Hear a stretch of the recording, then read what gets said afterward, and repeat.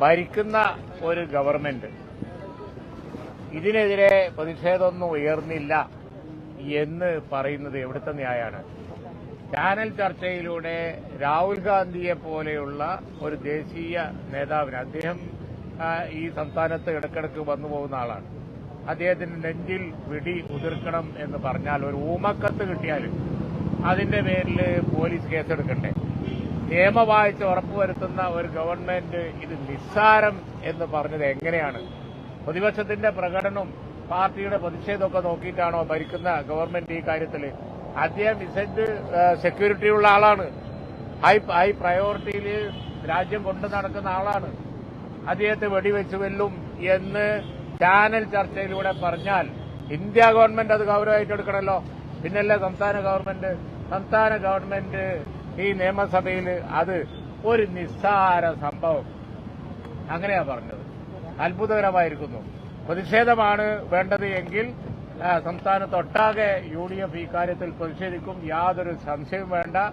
BJP നമുക്കറിയാലോ, India മുന്നണി ബീഹാറിൽ രാഹുൽ ഗാന്ധി പര്യടനം നടത്തിയ സന്ദർഭത്തിൽ ഒരു പ്രസംഗത്തിന്റെ പേരിൽ അവിടെ ഹർത്താൽ നടത്തി, പ്രതിഷേധം നടത്തി. എന്തെല്ലാം ആക്ഷനാണ് അവിടുത്തെ ഗവൺമെന്റ് ഇന്ത്യ മുന്നണിയിലെ എല്ലാ പാർട്ടികൾക്കും എതിരായി എടുത്തുകൊണ്ടിരിക്കുന്നത്? ഇവിടെ ചാനൽ ചർച്ചയിലൂടെ ഇന്ത്യയുടെ പ്രതിപക്ഷ നേതാവിന്, പാർലമെന്റിലെ പ്രതിപക്ഷ നേതാവിന് ശ്രീ രാഹുൽ ഗാന്ധിയെ കൊല്ലുമെന്ന് പറഞ്ഞാൽ അത് നിസ്സാര കാര്യമാണോ? ആ നിസ്സാര കാര്യം എന്ന് പറഞ്ഞത് തന്നെ തീരെ ശരിയായില്ല. ഞങ്ങൾ വിചാരിച്ചത് അറസ്റ്റ് ചെയ്തിട്ടുണ്ട് തുടങ്ങിയ നടപടികൾ അസംബ്ലിയിൽ പറയുന്നതാണ്, അതുണ്ടായില്ല. അപ്പൊ അതുകൊണ്ട് തന്നെ വളരെ വളരെ ഗൌരവമുള്ള കാര്യമാണ്. ഒരു ഊമക്കത്ത് ഗൌരവത്തിലെടുക്കണം, ഇന്റലിജൻസ് റിപ്പോർട്ട് ഗൌരവത്തിലെടുക്കണം, അതിനുള്ള ആക്ഷൻ വേണം. ഓപ്പണായിട്ട് പറഞ്ഞാൽ പിന്നെ അത് ഉണ്ടാവില്ല എന്ന് എന്താ ഗവൺമെന്റിന് ഉറപ്പ്?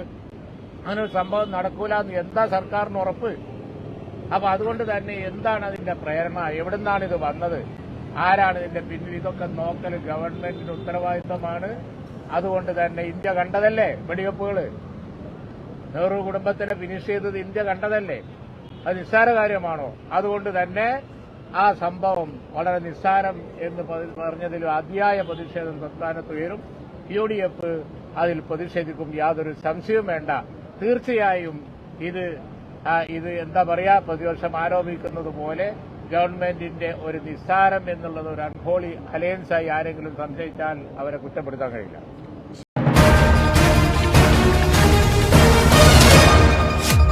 MC ന്യൂസ്, കനേഡിയൻ മലയാളികളുടെ വാർത്താജാലകം.